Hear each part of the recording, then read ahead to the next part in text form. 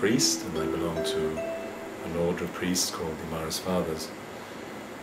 And just this year I was surprised to find that I've been a priest for 25 years. I'm from London. My parents were Irish. Both of them now are dead, both my mother and my father, whom I love very much, and who gave me the great blessing of a happy home, a happy family to grow up in. I'm presently working in Russia, but let's go back just over how I came to feel or think that I was being called to be a religious and a priest. I can't put my finger on any particular time or day or moment or person, but I had some good examples in my own family. My great aunt, whom we were in quite good contact with, she lived in Wales and would come to visit us in London, had been a religious for 68 years. And I remember her practicality and her down-to-earth faith, I think, which was part of the faith which she'd inherited herself as a child. And I remember my grandparents, particularly my paternal grandfather, who again was a man very much rooted in his faith. I remember too my parents, both my mother and my father were practicing Catholics. They had 5 children. I was the eldest of 5. And I think what I always felt I was surrounded by was love and appreciation and examples of practical living out of the Christian faith. And I think that encouraged me.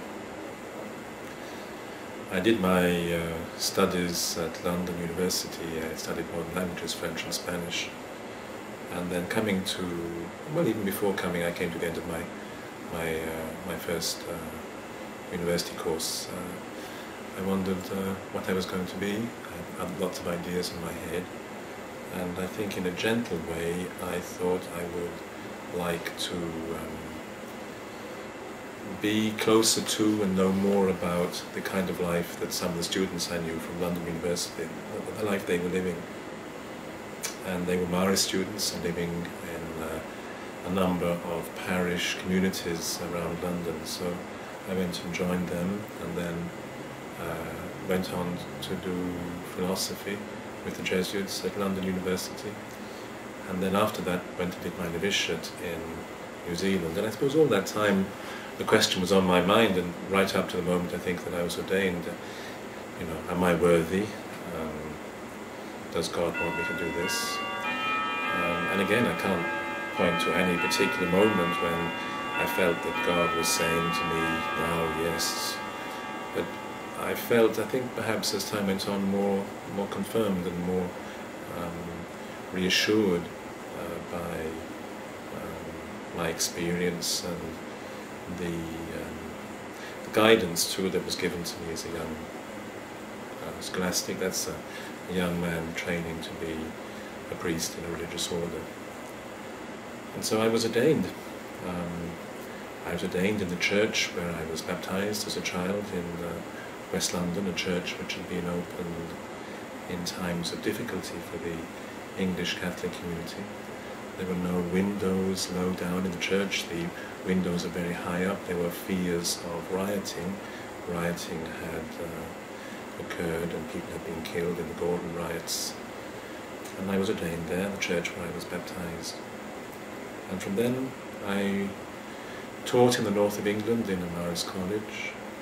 Very quickly I was moved into a parish, and very quickly I was asked would I be interested in being one of the mission groups that was being formed. And I said yes, expecting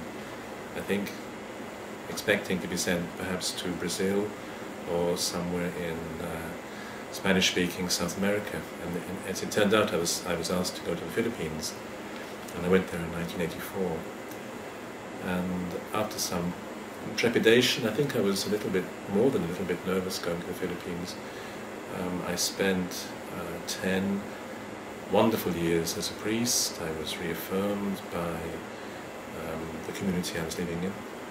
Sometimes when people ask me what about my vocation, I think my vocation is a gift, I know it's a gift, but I feel that it's been confirmed as I have lived that vocation. I won't say that I've always found it easy to be obedient. I won't say that I've always found it easy to keep my vows. But God has been with me and has kept me in my vocation. And then just a few months ago I found I'd been a priest for 25 years, and I can say that I've been, in that period, I've been happy to be a priest. We have what I always thought was a very pious way of describing things for Marists, that we were chosen somehow by the Blessed Virgin to be priests in a small company. And I think now, as I'm an older man in my 50s, I can say, looking back, that there has been that feeling of support and encouragement and a true awareness that I am supported not on my own strength but on the strength of others. So what would I say to someone who said to me, I think I'm not worthy to be a priest or a sister? I'd say, well, that's the right thing to say, because none of us are. Does that mean that God doesn't want us to be a priest or a sister or religious? I think the very fact that we realise that we're not worthy is a good sign that perhaps God is saying to us that I let you know that I know who you are and that I'm still calling you. So, can I say, a man who's been a priest now for 25 years and a few weeks, and in a religious order now for over 30 years, perhaps 32 or 33 years, trusting God and listen to the advice of people around you, trusting God by praying, trusting God by serving, looking around you, trusting God. Don't be afraid to meet people and talk to them. Don't be afraid to speak to them about Jesus Christ, and let God take you through.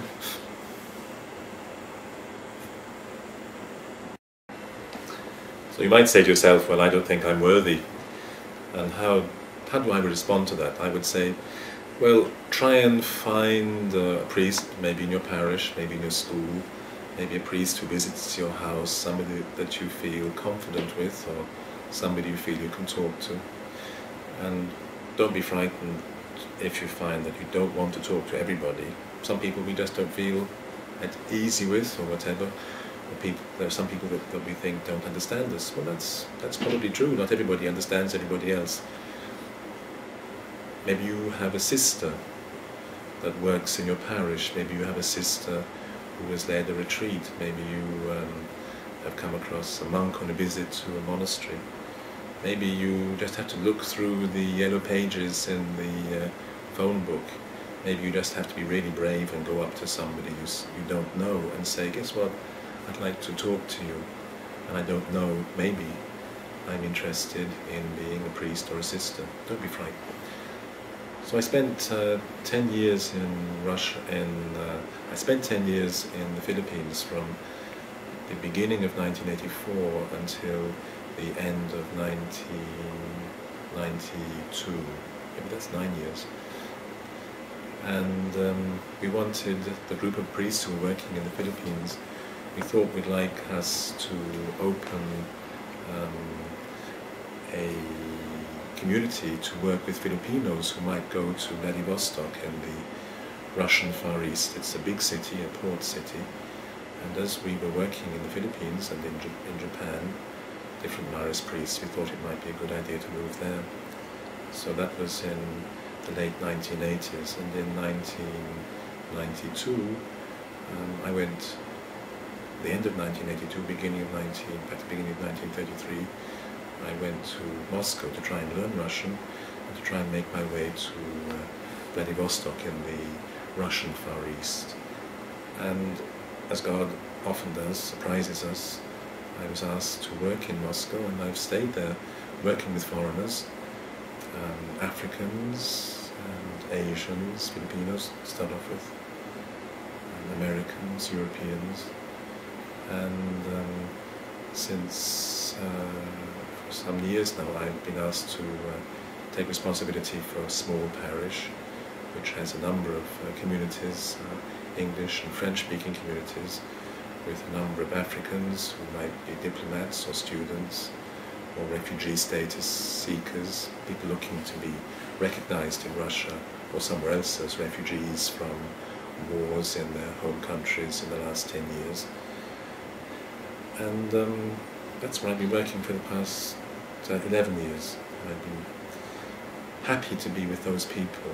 Russia is not always an easy place for Catholics, foreign Catholics to live in. There's a great deal of confusion about Catholics, why there should be Catholics working in Russia or living there. And it takes a while to make friends and have Russian friends, which I, thank God, do have. And I've been working there for the past 11 years.